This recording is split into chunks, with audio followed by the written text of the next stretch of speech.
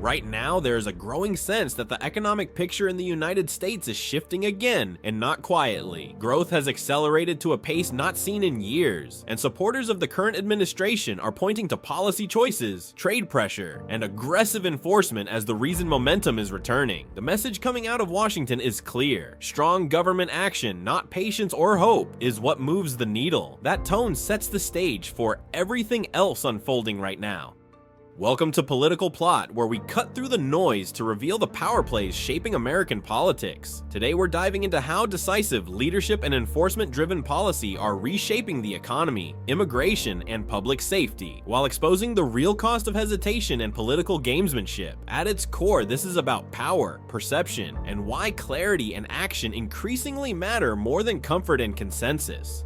At the same time, the administration is moving forward with one of the toughest immigration enforcement pushes the country has seen in years. Federal agencies are describing a coordinated effort aimed at removing people who entered the country illegally, with a special focus on cases tied to violent crime. The operation has been framed not just as law enforcement, but as a response to real victims and public outrage. Officials are also increasing financial incentives for those who choose to leave voluntarily, arguing that self-removal saves taxpayers enormous costs while reducing strain on the system.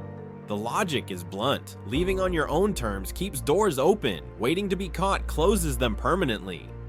This approach has sparked debate across the political and moral spectrum. Administration officials argue that the policy is both firm and humane, offering assistance for departure while enforcing consequences for remaining illegally. Religious leaders and advocacy groups have pushed back, urging pauses and restraint, especially during the holiday season. They emphasize dignity and compassion, warning against policies that appear cold or transactional. The response from federal leadership has been equally firm. Respect for human dignity, they say, does not mean abandoning borders or laws. Order and compassion are not opposites, but they cannot exist without limits.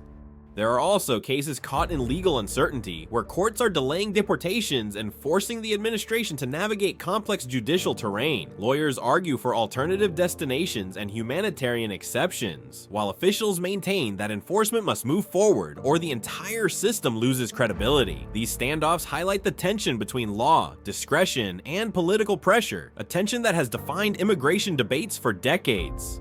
One of the most striking moments in the broader conversation came from an unexpected voice. A figure closely associated with the current president publicly broke from past messaging and acknowledged what many voters have been saying for years. Illegal immigration places a heavy burden on public resources and creates resentment when it appears to disadvantage citizens who have served and sacrificed. That admission stunned both critics and supporters, not because the idea was radical, but because of who said it. In a deeply polarized climate, hearing common sense from an unlikely source felt almost surreal. Lawmakers reacted quickly. Some expressed disbelief that this voice had become one of clarity within their opposition. Others welcomed the statement as overdue honesty. The argument they made was simple. You do not need a party label to understand that uncontrolled migration affects housing availability, food prices, healthcare systems, and local budgets. Beyond economics, there is the issue of public safety. When crimes are committed by people who should not be in the country, trust erodes and anger hardens. For many voters, this is not ideology. It is lived experience. Supporters of stricter enforcement argue that recent results speak for themselves. Border crossings have dropped sharply, voluntary departures have increased. Cities that once struggled with overcrowded shelters and rising crime are seeing measurable improvements. They point to places that became magnets for disorder and now feel safer and more stable. From their perspective, what was once described as impossible has been achieved simply by enforcing the law consistently. Looking ahead, administration allies believe this approach will shape the coming years. Fewer illegal crossings, fewer crimes tied to illegal residency, and reduced pressure on public services are all framed as outcomes of decisive leadership. They contrast this with previous administrations that claimed their hands were tied. The message is clear. What could not be done before was done by someone willing to absorb criticism and act anyway.